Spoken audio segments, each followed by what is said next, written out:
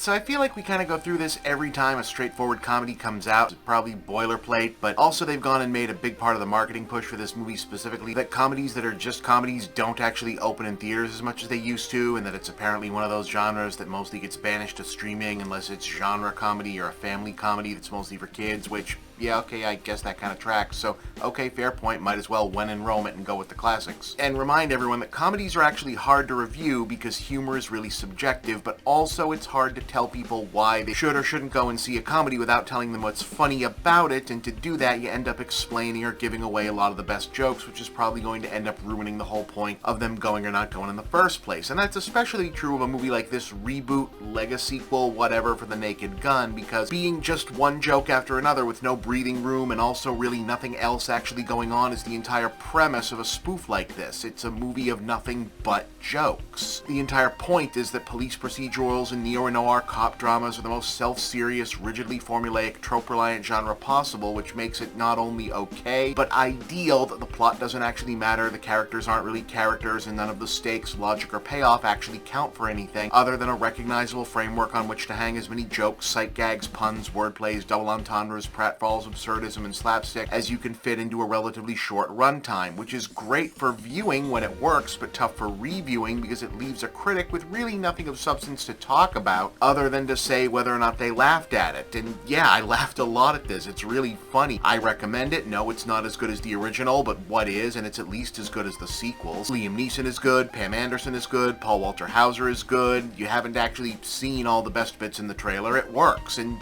yeah, that's really kind of all there is to be said about it. Good comedy. I laughed at it. Yeah, it's good.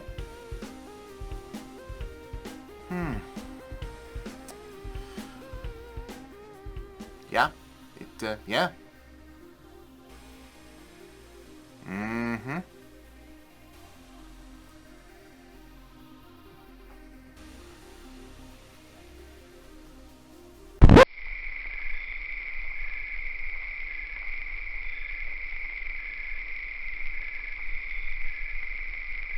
Alright, so if I had to make one little, is there even kind of a bit of anything else here observation, it would be, yeah, okay, kinda, but just a little. Like I said, part of the point, the only point really, to this entire style of parody humor is that the characters aren't characters. They literally represent or stand for nothing other than cop movie stock types and the added meta joke that Liam Neeson has given this same basic performance in the serious version of movies like this a dozen times before, so it's funny to see him do kind of the same thing, but now it's supposed to be funny. But in the same way that Naked Gun 2.5 took an extremely mild swerve into having an actual story and point this time territory for a topical satire storyline about environmentalism. Oh, by the way, for the record, this seemingly is meant to be an actual sequel to the originals, and Neeson is meant to be the now adult Frank Drebin Jr. seen at the end of part 33 1/3 as a baby, I guess. This new one has Danny Huston doing his standard Danny Huston bad guy performance as an obviously sinister tech company CEO, who's definitely not supposed to remind you of anyone, whose self-driving electric cars implicate his company in a possible homicide and cover-up plot, and part of his whole, just so there's no misunderstanding who we're making fun of here shtick, is that he's all wound up on a version of that alt-right dark enlightenment business about the modern world being destroyed by political correctness, and sort of trying to appeal to Neeson's old man cop hero on those lines as a fellow older guy who likes guns and cigars and misses the old days and maybe should be on his side, and, you know, we're not so different because this is the part of the movie where the villain tells the hero that we're not so different. And it doesn't really go anywhere because, again, the point of this is that they're not taking any of this seriously, and it's all just an excuse to fill up scenes that look like a real cop movie with silly gags and comedy lines. But it is sort of interesting that even as a minor go-nowhere thread in a gag fest especially, that it ends up sharing some DNA with Happy Gilmore 2 coming out at the same time, in as much as they're both kind of, for lack of a better phrase, anti-wokeness movies. You know, franchise revivals for these classic examples of the supposed,